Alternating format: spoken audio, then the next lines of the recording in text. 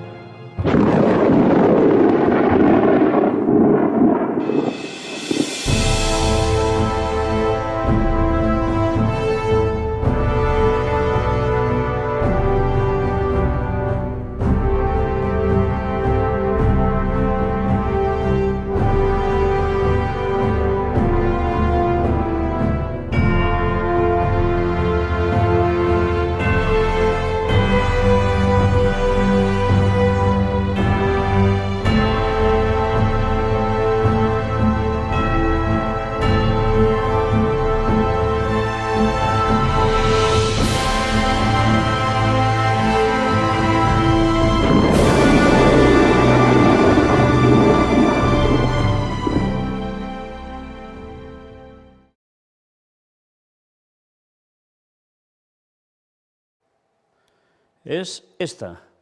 Primero de todo, antes de ese incendio. Sí, porque ya sabéis, hemos de ir añadiendo lo que va surgiendo mientras estamos haciendo estas conferencias día a día. Al menos 11 muertos en el incendio de un almacén de material reciclable en India. Sí, ya veis que es una desgracia tras otra, por todos lados. Pero ahora vamos ya a centrarnos directamente en materia de Isaías, Daniel, Apocalipsis, Ezequiel. Y aquí tenéis los textos que hablan de todo ello y que realmente vale la pena conocer. Pero aquí tenéis esta noticia, la primera que tiene que ver con todo lo que os he dicho y con el tercer templo. Sí, estad atentos. En medio de la guerra con Ucrania, los rusos se reúnen para quemar la Torre de Babel. Mirad la imagen que veis aquí. Mientras la guerra Rusia-Ucrania entra en su cuarta semana, el festival folclórico Maslenitsa Pankake en Nikola Lenivets, en la región rusa de Kaluga, culminó la semana pasada con una gran hoguera que inmoló la Torre de Babel. La efigie, diseñada por Yekaterina Polyakova, era significativamente menos majestuosa que su contraparte bíblica, hecha de tarimas de madera y paja, con una altura máxima de 23 metros. Queremos que sea un evento que reúna a la gente y les ayude a superar lo que está pasando en el mundo, dijo a los medios Iván Polisky, administrador del parque. Tenemos que ajustar el programa, no hay lugar para la diversión frívola. Este año el Día del Panqueque no es un día festivo, ni un carnaval alegre, sino una declaración artística. Sucedió que la misma Torre de Babel nunca se completó debido a la discordia entre personas y naciones enteras, dijo Polyakova. El actual sirve como un símbolo moderno de tal desunión. La joven arquitecta, cuyo diseño fue elegido en un largo proceso, parece haber entendido mal la historia bíblica que eligió como pieza central de la fiesta religiosa. El pecado de los constructores no fue, como ella dijo, desunión, sino más bien unidad en un esfuerzo por desafiar y desalojar el gobierno del cielo. Y luego, esto lo añado yo, que sucedió que Dios les confunde las lenguas y allí ya se lían y como ya no se entienden, se van cada uno por su camino. Yakov Heimann, el presidente de los movimientos del templo, explicó que al igual que la Torre de Babel original, la efigie en Rusia fue una acción aceptable con una intención inaceptable. Dios quiere que nos unamos y la arquitectura es parte de eso, dijo Heimann, quien es gerente de proyectos de construcción de profesión. La forma más alta de esto fue y será el templo en Jerusalén como una casa de oración para todas las naciones. No adoramos el edificio, es un contenedor de lo que hacemos allí. Fijaos que dice, fue y será. Las Naciones Unidas son una repetición de la Torre de Babel, y esta desunión contra Dios se personifica y se enfoca en cómo tratan al monte del templo, dijo Heimann. La cura para la desunión global es el templo de Jerusalén. No hay otra cura ni atajos. La tradición de quemar grandes objetos de arte se inició en 2001. La tradición es parte de Maslenitsa, también llamada Rovetide, la festividad eslava más antigua que se conserva, celebrada durante la última semana antes de la Gran Cuaresma, es decir, la octava semana antes de la Pascua ortodoxa oriental. El festival ha conservado una serie de elementos de la mitología eslava en su ritual. Las celebraciones incluyen la cocción de panqueques tradicionales, paseos en trineo, eso suena muy bien, combates entre grupos de hombres y finalmente la quema de una efigie de Lady Maslenitsa. Si os habéis fijado, la autora de la construcción hace unas referencias a por qué quema eso que simula ser la Torre de Babel, pero luego este señor judío, que está por el tema del monte del templo, ya veis qué declaraciones hace. Lo principal siempre será, y la única solución, ¿el qué? El templo de Jerusalén. Sí, no hay otra cura ni atajos, dice. Y esto es lo que verdaderamente da todas las pintas que es lo que va a terminar pasando, porque, a ver, esto no es una cuestión de inventiva o de dilucidar si será así o no, es que realmente la profecía nos dice que habrá tercer templo en Jerusalén, que no será designio de Dios, pero para la gente será un designio divino porque servirá a todos para adorar allí, y toda la raza humana, oh qué bien, todos unidos por primera vez definitiva ya en la historia, y con el Mesías que aparecerá allí. Pues el gran engaño es eso, porque Satanás aparecerá haciéndose pasar por Cristo, el papado estará allí, y mira por dónde todos van a picar el anzuelo. Todos unidos, ¿pero para qué? Para ir finalmente contra el auténtico pueblo de Dios, que niegue que todo eso es la solución, porque eso es designio satánico de arriba abajo. Y él en persona ahí. Por eso se va a sufrir la persecución final, a muerte, porque todo esto implicará también la ley dominical, que los judíos también van a abrazar cuando ese Mesías, entre comillas, les diga que él lo cambió. Entonces lo van a aceptar todo de nuevo. ¿Y de qué cambio? ¿De qué cambio de su conducta de antes a la de ahora? No habrá ninguna, porque sacrificaron a Cristo en su momento, ahora dirán que le rinden tributo, pero ¿a quién van a querer sacrificar? Al pueblo de Dios, que siga fiel a los mandamientos que ellos mismos habrán rechazado. En fin, todo esto es lo que se prepara a partir de esta guerra, señores. Sí, además de muchas otras cosas y otros factores, pero esto es algo principal para que finalmente el tercer templo se levante. Pero bien, sigamos con más noticias. Estamos por el día 16 de marzo. Lavrov sobre la situación de la escena internacional. Es un momento trascendental en la historia moderna. Lo tiene claro, ¿eh? Momento trascendental. Y tan trascendental. Es un momento trascendental en la historia moderna porque refleja una batalla sobre cómo será el orden mundial, aseveró Lavrov en una entrevista con RBC, destacando que ahora se trata no solo de Ucrania, sino del Estado de Derecho mundial. Fijaos, orden mundial. Y tranquilos, porque en las dos próximas conferencias que nos quedan vamos a ver quién ha hablado ya totalmente abiertamente del nuevo orden mundial. Pero claro, en una consonancia que para nada tiene que ver precisamente con lo que hace referencia Rusia y en este caso el señor Lavrov. Estados Unidos recomienda a la India pensárselo 2 veces antes de comprar petróleo ruso. Vaya, suena algo de amenaza esto, ¿no? Y India, ¿por qué India? Porque India se está decantando cada vez más en favor de Rusia. Y esto, cuidado, porque ¿cuántas veces lo venimos diciendo? Un ejército de 200 millones que tarde o temprano hará su aparición y ya sabéis dónde va a luchar. ¿No lo sabéis? Pues bueno, ya lo iremos mostrando aún más claramente, pero todo va hacia Armagedón, señores, Armagedón.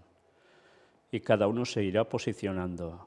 Lo que parecía que eran uniones establecidas entre ciertos países van a dar giros, y puede ser India.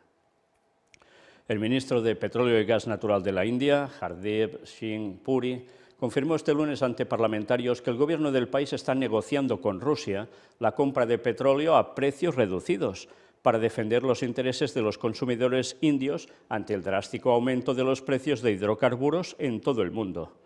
Previamente, dos funcionarios indios comentaron a Reuters que su país estaba considerando la posibilidad de aceptar una oferta de Moscú para comprar petróleo ruso y otras materias primas con un gran descuento, dejando de lado el dólar estadounidense a través de un mecanismo de comercio que permita utilizar solo rupias y rublos, o sea, la moneda de la India y la moneda de Rusia.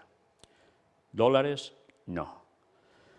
Preguntada sobre la posibilidad de que la India acepte la propuesta de Rusia para comprar crudo más barato, la secretaria de prensa de la Casa Blanca, Jen Psaki, afirmó durante su rueda de prensa del martes que el mensaje de Estados Unidos para cualquier país sigue siendo, obviamente, acatar las sanciones contra el gobierno ruso, impuestas por su operación militar en Ucrania, y desaconsejó emprender negocios con Moscú.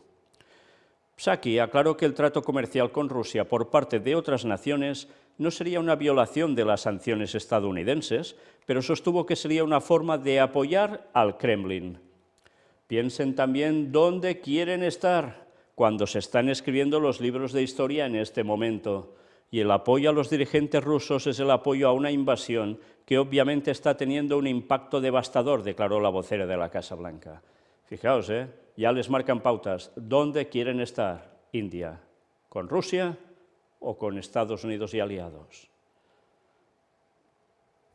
Puri, por su parte, vinculó la subida de los precios del petróleo con una situación semejante a una guerra, refiriéndose a los combates en Ucrania, pero sin mencionar a ninguno de los países involucrados, y señaló que esta situación repercutió en los precios de los carburantes. Fijaos que lo dice todo muy solapadamente.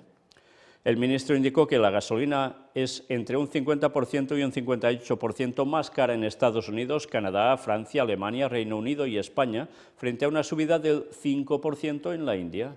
No se puede comparar, Además, el gobierno indio trata de contener el incremento de los precios del gas para limitar su impacto en los hogares y el aumento de la factura energética. Nueva Delhi importa el 80% del petróleo que necesita y generalmente entre el 2 y el 3% del volumen total de sus importaciones proviene de Rusia. El viceprimer ministro ruso, Alexander Novak, detalló el jueves pasado que las importaciones de petróleo y productos derivados de la India desde Rusia ascienden a casi 1.000 millones de dólares.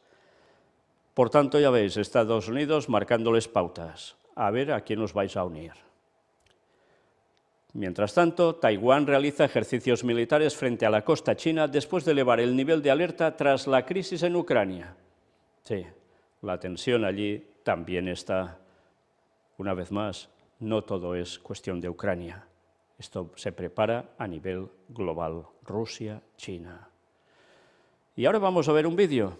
Los puntos clave del discurso de Zelensky ante el Congreso de Estados Unidos. Sí, lo hizo en videoconferencia en pantalla gigante.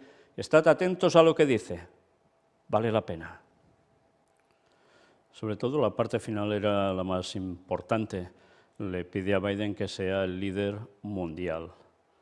Sí, no solo de Estados Unidos, sino mundial. Y sabemos que eso se va a cumplir, será así, porque van a hacer sucumbir a Rusia y China durante un tiempo. ¿Y solos? No. El poder del papado, nos decía la profecía, que estaría totalmente asociado a ese poder de Estados Unidos. La primera y la segunda bestias de Apocalipsis. Y que esta segunda bestia le dará el poder otra vez a la primera, o sea, al papado. Todo se va desarrollando conforme a la profecía, todo se va preparando para ese momento. Y evidentemente la guerra en Ucrania lo va a facilitar y mucho.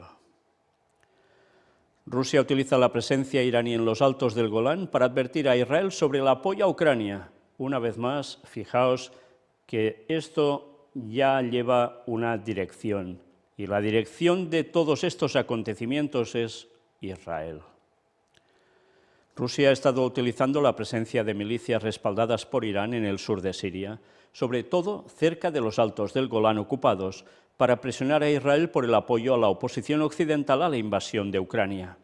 Los medios de comunicación locales informaron de que el 12 de marzo, por ejemplo, Rusia realizó una patrulla de vehículos militares iraníes en el lado sirio de los altos del Golán.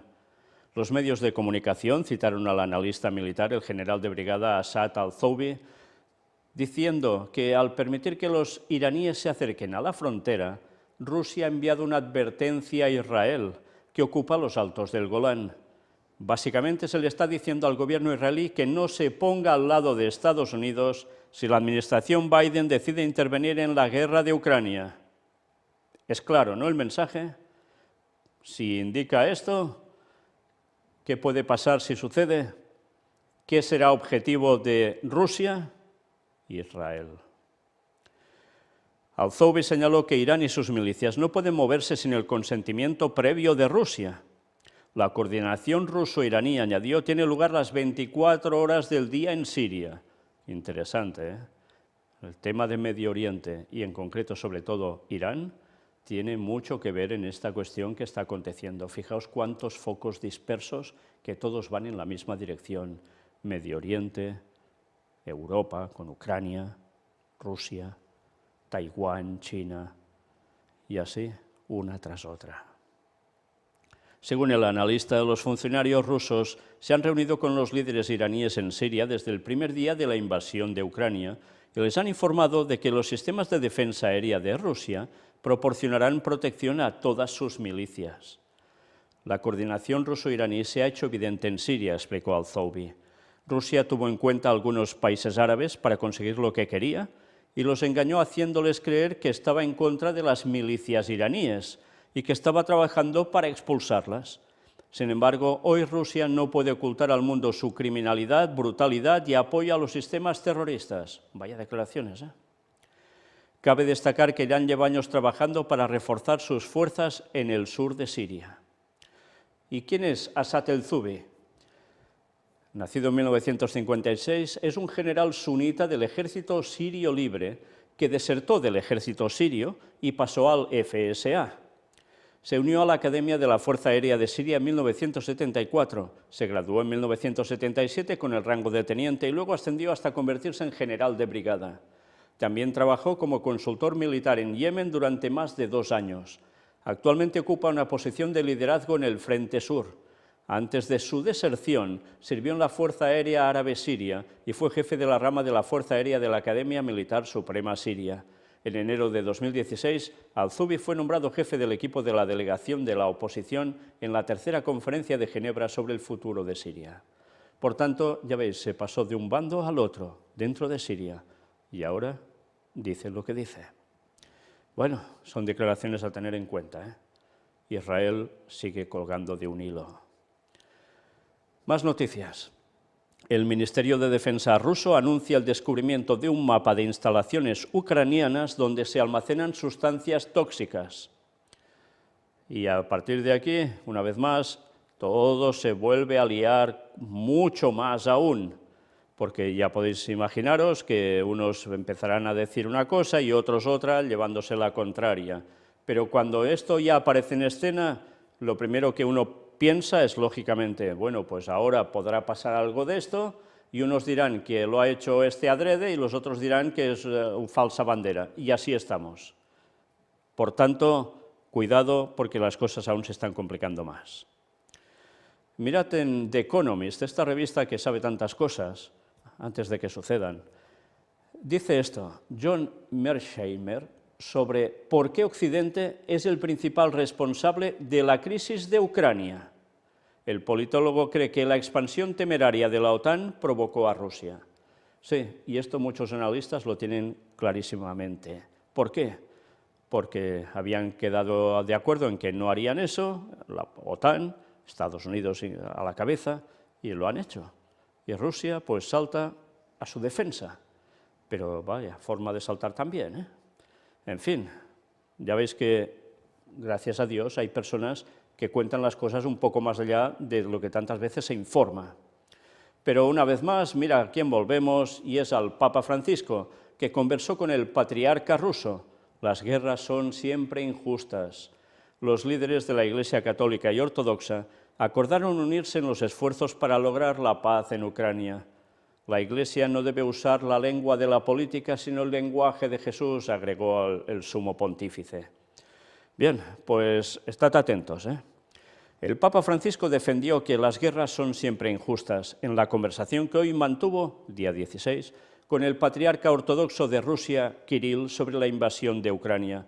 así como que ambas iglesias deben unirse para buscar vías de paz, o sea, un ecumenismo entre ellas para que haya paz. Las guerras son siempre injustas porque quien las paga es el pueblo de Dios. Nuestros corazones no pueden llorar ante niños, mujeres asesinadas, ante todas las víctimas de la guerra. La guerra nunca es el camino, dijo el Papa Francisco. El líder ortodoxo había suscitado controversia por justificar la invasión de Ucrania por parte del régimen de Vladimir Putin, en concreto al considerar que se combatía contra el lobby gay. Vaya declaraciones, ¿eh? Sí, ya sabéis que Rusia es mucho más conservador, la Iglesia ortodoxa sobre todo, y Putin, que se mueve en ese ámbito, que la Iglesia Vaticana. Sí, donde precisamente se potencia lobby gay. Y como unos se consideran más, digamos, ¿cómo os lo diría yo?, conservadores, para decirlo de algún modo, los otros no. Parece que van progresando mucho y muy deprisa. Y esto también ha llevado a que esa unión ecuménica entre Iglesia Ortodoxa rusa y Vaticano no se produzca. Ya comentamos cómo Kirill en un principio se había juntado con el Papa Francisco y parecía que iban ya a pactar el ecumenismo a por todas. Pero resulta que después Kirill tuvo graves problemas con los suyos que se rebotaron con ese querer hacer un acuerdo con el Vaticano. Y ahora Kirill encima dijo esto sobre la invasión de Ucrania a Rusia, que unos dicen que es invasión y otros solo una cuestión militar. Bueno, pues ahora añade este señor que el lobby gay es algo que no puede ser y por tanto hay que apoyar lo que Putin hace en Ucrania. Esto ha traído revuelo. Pero, ¿qué cambio ha habido en el señor Kirill? Francisco, según un comunicado de la Santa Sede, le agradeció en la videoconferencia este encuentro y dijo que la Iglesia no debe usar la lengua de la política, sino el lenguaje de Jesús. Sí, claro, pero ya le está echando algo en cara, ¿eh? Porque quiere decir que él está hablando en plan político, el Kirill. Y esto no puede ser, según dice el papado, será que ellos no lo hacen, ¿eh? Somos pastores del mismo santo pueblo que cree en Dios, en la Santísima Trinidad, en la Santa Madre de Dios. Por eso debemos unirnos en el esfuerzo de ayudar a la paz, de ayudar a quien sufre, de buscar vías de paz para parar el fuego, le emplazó. Por cierto, aquí tenéis la instantánea de cuando Putin fue a ver al Papa Francisco, ¿eh? Los dos líderes han subrayado la excepcional importancia del proceso de negociación en curso, porque, según el pontífice, quien paga el precio de la guerra es la gente, son los soldados rusos y la gente que es bombardeada y muere. Como pastores tenemos el deber de estar cerca y ayudar a todas las personas que sufren por la guerra. En el pasado se hablaba también en nuestras iglesias de guerra santa o de guerra justa. Hoy no se puede hablar así. Se ha desarrollado la conciencia cristiana de la importancia de la paz, explicó Bergoglio. Sí, es curioso porque hoy no hablan en esos términos y en cambio siguen haciendo lo mismo. Madre mía, es que desde luego es indignante. ¡Qué hipocresía! ¿Y qué harán cuando vuelvan a tener el poder en pocos años? Lo mismo que antes contra el pueblo de Dios, porque eso se va a cumplir, es profecía y no ha fallado ninguna de las profecías bíblicas. Y avisados estamos que Roma no cambia, no os dejéis engañar. Y bastante hemos ido mostrando cómo verdaderamente ellos están moviendo los hilos de esta guerra. Y luego, ay, pobrecitos, los que lo pasan mal. En este sentido, según el Vaticano, convino con el patriarca que las iglesias están llamadas a contribuir a reforzar la paz y la justicia. Francisco y Kirill se reunieron en La Habana en 2016, en Cuba. La primera vez que un patriarca ortodoxo de Rusia y un pontífice romano se veían tras el histórico cisma del año 1054, cuando se dividió la Iglesia. En la conversación, Kirill y Francisco estuvieron acompañados por el metropolita Hilarión, responsable de Relaciones Exteriores de la Iglesia rusa, y el cardenal suizo Kurt Koch, presidente del Pontificio Consejo para la Promoción de la Unidad de los Cristianos, o sea, el que busca el ecumenismo. El Patriarcado de Rusia también confirmó la conversación. Francisco viene manifestando una gran preocupación por la guerra en Ucrania. Incluso el día después de la invasión, el 25 de febrero, se personó ante la embajada rusa ante la Santa Sede en la Vía de la Conciliación, a pocos metros de la Plaza de San Pedro. Curioso que también esté en la Vía de la Conciliación, precisamente la embajada rusa, y allí va el Papa. Asimismo, su secretario de Estado, Pietro Parolin, ha propuesto la mediación del Vaticano para poner fin al conflicto y así se lo ofreció al ministro de Asuntos Exteriores ruso, Sergei Lavrov, aunque no recibió respuesta. Fijaos, de momento Rusia no acepta la mediación del papado. ¿Por qué será? Por otro lado, ha enviado al país a dos cardenales, su limosnero, el polaco Konrad Kraszewski, y el checo Michael Czerny, para ayudar a la población. El pontífice argentino ha optado por la diplomacia en sus múltiples llamamientos a la paz, sin usar la palabra Rusia o aludir al nombre del presidente ruso Vladimir Putin, pero calificando esta guerra como masacre o inaceptable agresión armada.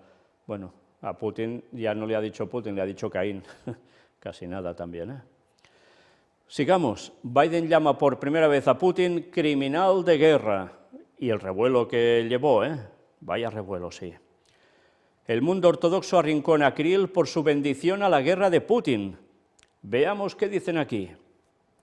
Después de muchas peticiones para tomar partido en el conflicto en Ucrania, Kirill I, el patriarca de Moscú y jefe de la Iglesia Ortodoxa rusa, pronunció un sermón en la Catedral de Cristo Salvador durante el Domingo del Perdón, que da paso a la Cuaresma en Rusia.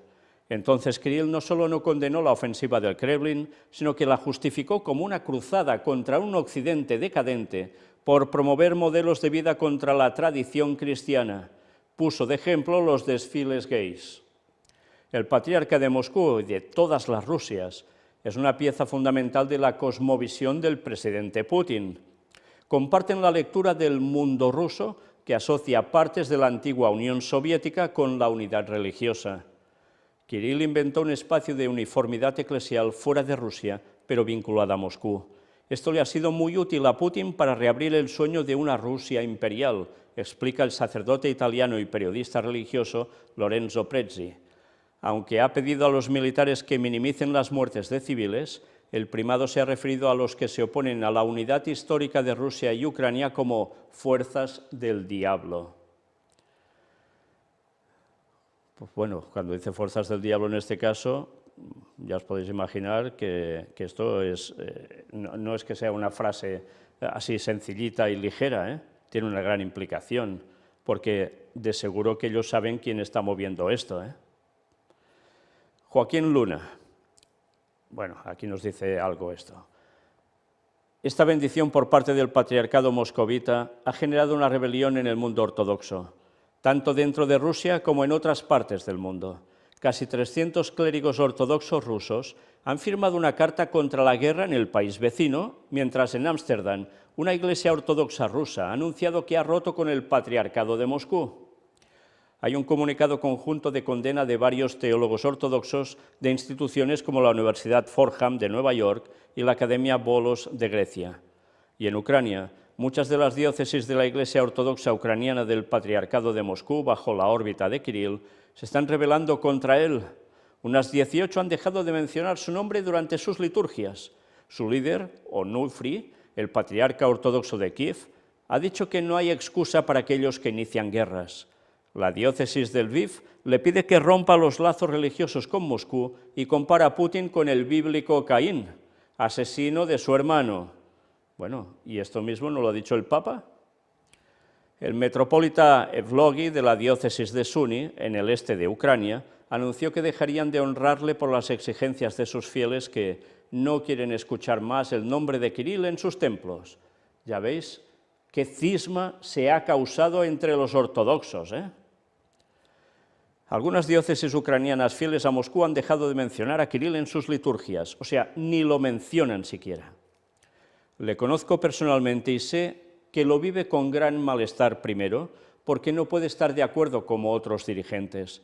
Recibió muchas presiones y sobre todo porque perder a la Iglesia ucraniana significaría perder a millones de fieles, cuenta el sacerdote italiano Stefano Caprio, experto en Rusia del Pontificio Instituto Oriental. Él dice que Kirill actúa así porque ha recibido muchas presiones. Alrededor de 100 de los 260 millones de cristianos ortodoxos en el mundo se encuentran en Rusia, mientras otros de ellos siguen manteniendo relaciones con Moscú. Los creyentes ortodoxos en Ucrania están divididos entre la Iglesia Ortodoxa Ucraniana del Patriarcado de Moscú, autónoma pero bajo la influencia de Kirill, unos 10 millones, la Iglesia Ortodoxa Autocéfala Ucraniana, independiente, entre 7 y 8 millones, y otras iglesias ortodoxas. La gran división se produjo en el 2018, cuando el Patriarcado de Constantinopla, que tiene menos fieles pero mantiene la autoridad moral, reconoció a la Iglesia de Ucrania como independiente del Patriarca de Moscú, rompiendo con 3 siglos de subordinación a Rusia. Por tanto, esto ya trae cola de hace tiempo, ¿eh? Sí, las cosas se trabajan poco a poco o muy deprisa cada vez más, pero no son de, mira, lo hago ya porque sí, sino que vienen trabajándose con tiempo. Alguien ha trabajado para que eso suceda, para que haya esa división entre ellos. Entonces, Petro Poroshenko estaba en plena campaña para que la Iglesia ucraniana se liberara de una de las grandes formas de poder blando del Kremlin. La Iglesia ortodoxa vinculada a Moscú se encuentra mayoritariamente en la parte oriental del país y la autocéfala en la occidental, pero las divisiones son muy porosas y es muy habitual que miembros de la misma familia formen parte de ramas diferentes. Otros ni saben a cuál pertenecen y acuden al clérigo que les gusta más. Ucrania es un país muy religioso, donde más del 30% de la población va a la iglesia. La frecuencia en Rusia es bajísima, entre el 3 y el 5% de la población. Por lo tanto, si Rusia pierde la iglesia ucraniana, perdería una parte muy importante, señala Caprio. Además, para Kirill, Ucrania es de una relevancia simbólica, el lugar donde Vladimir I, gran príncipe de Kiev, se convirtió al cristianismo en el año 988 después de Cristo. Tanto que, según la agencia TASS, en el 2019, comparó a la capital ucraniana con el significado de Jerusalén para el cristianismo global. Ya veis esto, qué trascendencia tiene. El jefe de los ortodoxos rusos habla con el Papa Francisco, ambos desearon el éxito de las negociaciones. Pero Kirill no está siendo cuestionado solamente dentro del mundo ruso, sino que el resto de la esfera ortodoxa también le está dando la espalda. Y había roto definitivamente con el patriarca ortodoxo de Constantinopla, Bartolomé I, acusándole de desafiarle y haber creado un cisma en la ortodoxia ucraniana al patrocinar la Iglesia autocéfala ucraniana. El patriarca Daniel de Rumanía y Teodoro II, patriarca de Alejandría y de toda África, también han lamentado la guerra. Sí, si en un momento parecía que Kirill, Bartolomé y el Papa Francisco iban a ir tan unidos en ese ecumenismo, ya veis, se hizo trizas por todos lados. Y uno acusando al otro. Evidentemente alguien estaba trabajando para que eso pasara. Señores del Vaticano. Y todo da sus frutos. Con el Vaticano las cosas no van mucho mejor. El Papa Francisco, que se ha marcado tender puentes a otros credos como uno de los objetivos de su pontificado, fue el primer jefe de la Iglesia Católica en reunirse con un líder de la Iglesia Ortodoxa rusa tras un milenio de desencuentros, con su reconciliación histórica con Kirill en La Habana en el 2016. El jesuita sueña con ser el primero en viajar a Rusia y anunció a finales del año pasado que volvería a verle pronto, pero bajo las actuales circunstancias esto parece muy lejano. Ayer, sin embargo, una videollamada entre ambos parecía favorecer la distensión. Según la versión de Moscú, desearon el éxito de las negociaciones para una paz justa. Según la Vaticana, el Papa subrayó la conciencia cristiana de la importancia de la paz.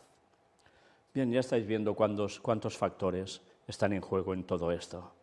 Sí, hay una cuestión espiritual detrás de todo ello. Vaya que se la hay. Noticia también del 16 de marzo, paz en Ucrania. Parolin dice, orar nunca es inútil, puede cambiar el corazón y la mente.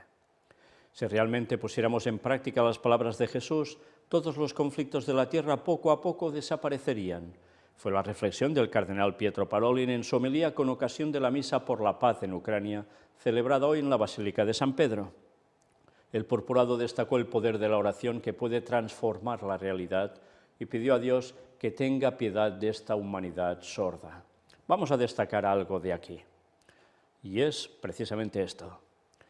Asimismo, profundizando sobre el Evangelio del día, según Mateo, capítulo 20, del 17 al 28, donde encontramos la petición que la madre de los hijos de Zebedeo dirigió a Jesús, que uno de estos hijos míos se sienten a tu derecha y otro a tu izquierda en tu reino. Después de que éste hubiera anunciado el misterio de su pasión, muerte y resurrección, el cardenal Parolin puntualizó que este deseo es legítimo, ya que podríamos decir que es el de todas las madres que quieren lo mejor para sus hijos. Sin embargo, choca al mismo tiempo con las palabras que acaba de pronunciar Jesús.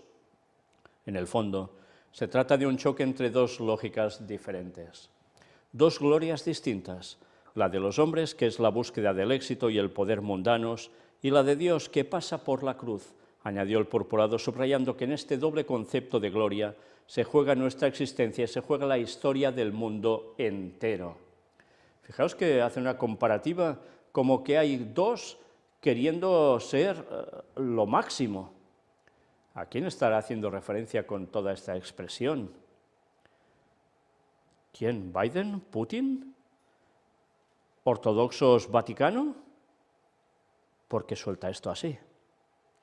En fin, veremos hacia dónde quieren llegar, pero mirad, una es la gloria que a pesar de las apariencias conduce a la muerte, al vacío, a la nada. La otra es la gloria que parece vencida y perdedora, pero que conduce a la resurrección y a la vida. Per crucem ad lucem, por la cruz llegamos a la luz, a la gloria.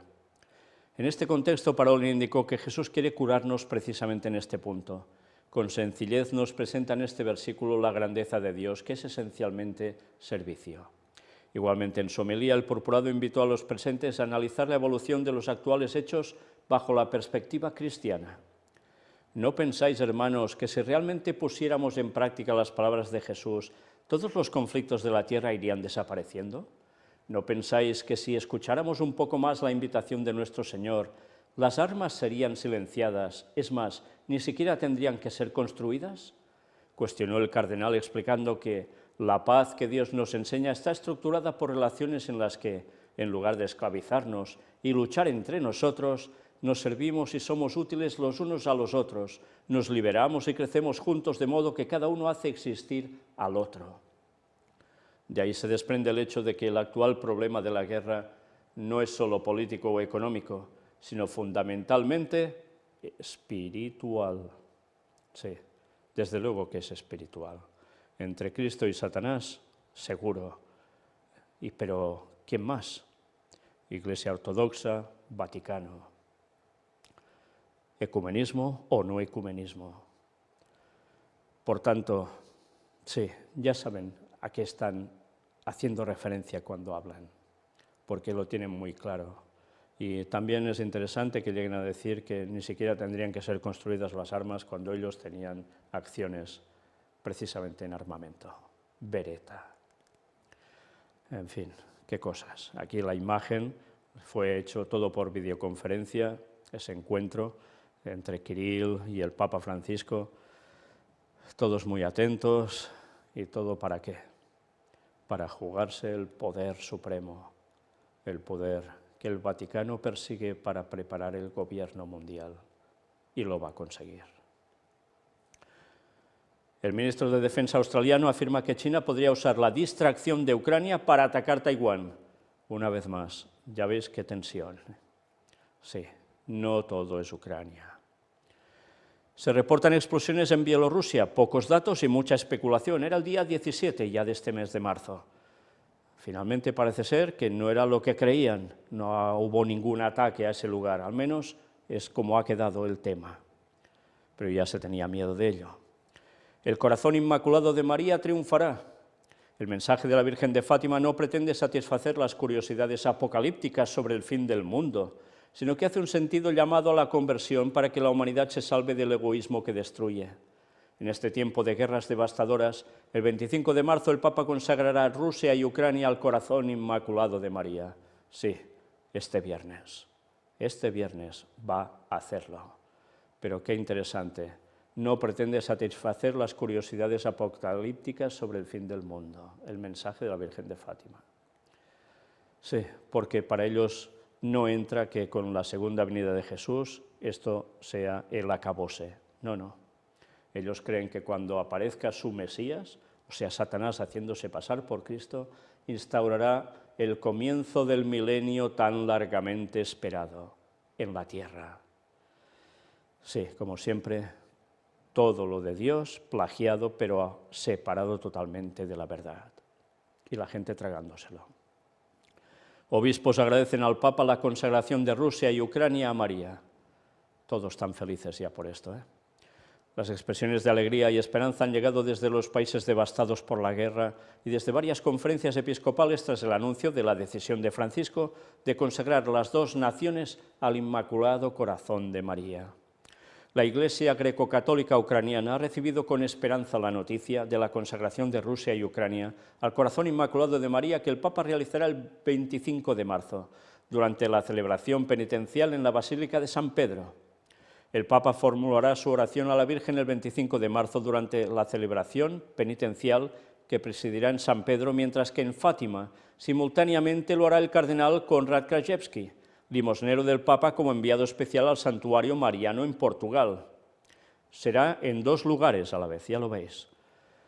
Monseñor Sviatoslav Shevchuk, arzobispo mayor de Kiev-Halik, de la Iglesia greco-católica ucraniana, afirmó que se trata de un acto espiritual muy esperado por el pueblo ucraniano y que los católicos ucranianos desde el comienzo de la agresión rusa en 2014 lo han pedido como una necesidad urgente para evitar el empeoramiento de la guerra y los peligros que vienen de Rusia.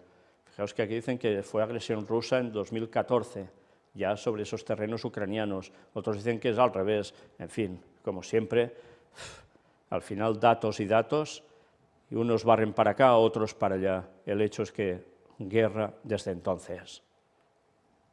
Monseñor Shevchuk añadió que tras la invasión de Rusia el 24 de febrero, llegaron oraciones de todas partes del mundo para que se realizara dicha consagración. Agradecemos al Santo Padre que, en primer lugar, haya acogido la petición de la Virgen manifestada en la aparición del 13 de julio de 1917 en Fátima, y a sus hijos para proteger a Ucrania y detener los errores de Rusia que promueven las guerras y la persecución de la Iglesia, concluyó el prelado. Recordad que esto era un mensaje de la Virgen de Fátima, ¿eh? Sí, hasta que no se sometiera a Rusia, dedicado a ella, ¿qué pasaría? Guerras y persecución de la Iglesia católica. Y ahora ya veis cómo lo aplican directamente a lo que está aconteciendo, como persecución a la Iglesia católica. La Iglesia católica ucraniana también señala que la tradición de la consagración a la Madre de Dios es muy antigua y que el pueblo de Rus, como se conoce a los fundadores de Ucrania, fue consagrado a la protección de la Santísima Virgen María por el piadoso príncipe Yaroslav el Sabio. Sí, sobre esto de Rus ya hablaremos cuando hablemos de Gog y Magog, pero todo en su momento. Luego el cardenal Miroslav Iván Lubachivsky fue quien renovó esta consagración en 1995. Ucrania se consagró de nuevo bajo la protección de la Santísima Virgen María el 6 de abril de 2014 en todas las iglesias de la Iglesia greco-católica ucraniana, y el 23 de octubre de 2016, Monseñor Shevchuk hizo lo mismo en Fátima. O sea que ya veis que ha habido una repetición de todo esto, ¿eh? La misma alegría y gratitud por el acto de consagración al Corazón Inmaculado de María que el Papa realizará el próximo 25 de marzo, expresan los obispos católicos de Rusia reunidos en la 55 sesión de su asamblea plenaria en la localidad de Listvianka, región de Irkutsk.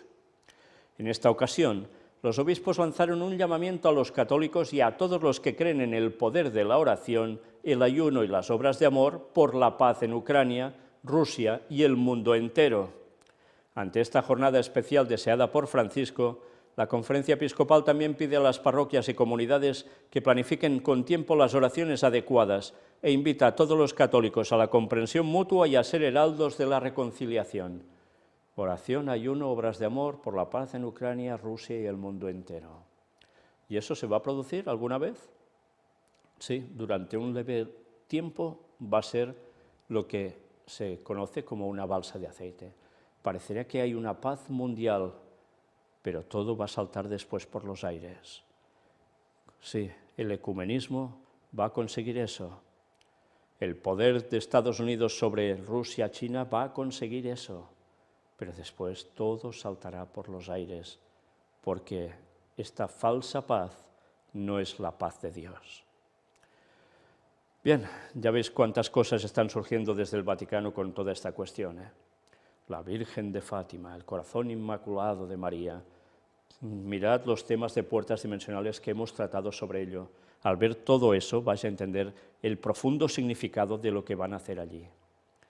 Nosotros terminamos la conferencia aquí, con otra cita de Ellen White que ya mostramos también en su momento, pero dadas las circunstancias, la volvemos a poner para que veáis qué llega a decir.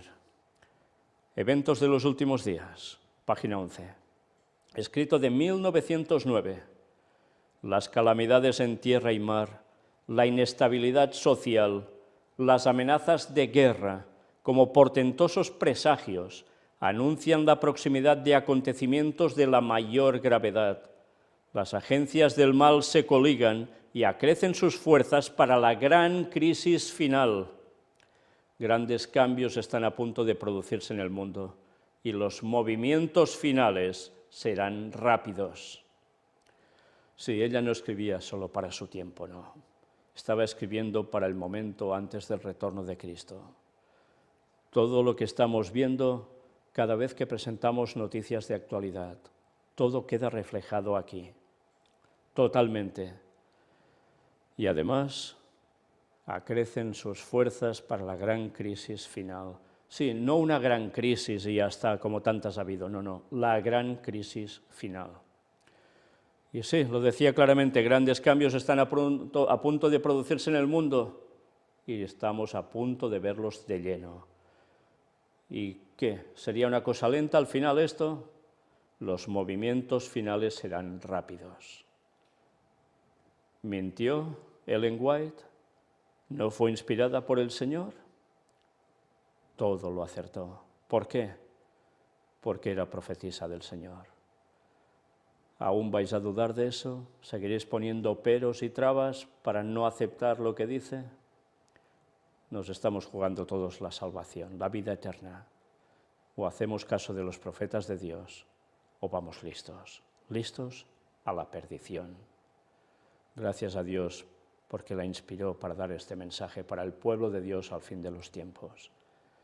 Y cuando la propia Iglesia Adventista tanto deja de lado sus escritos, nosotros los recuperamos y los lanzamos a la luz junto a toda la palabra de Dios, todo el texto bíblico, que nos da la vislumbre de lo que iba a acontecer y que está pasando delante nuestro y que va a llevar al mundo al gran engaño. Y nosotros debemos seguir dando el mensaje, vindicando la palabra de Dios, que nunca falla. Y la palabra de Dios nos dice, Maranata, pero con los cálculos bien hechos, 6.000 años desde la entrada del pecado y regresa Cristo. Y eso se produce en 2031. ¿Entendéis por qué los últimos movimientos están siendo tan rápidos como era profetizado? Porque el fin se acerca de lleno. Jesús regresa pronto, pero antes muchas cosas van a pasar y muy poco agradables. Demos el mensaje para que la gente despierte, se aproxime a Cristo, a la verdad y la siga, cueste lo que cueste, porque la vida eterna dentro de poco será una realidad para todos los que Dios haya aceptado como salvos. ¿Queremos vida eterna o perdición eterna? Cada uno decide.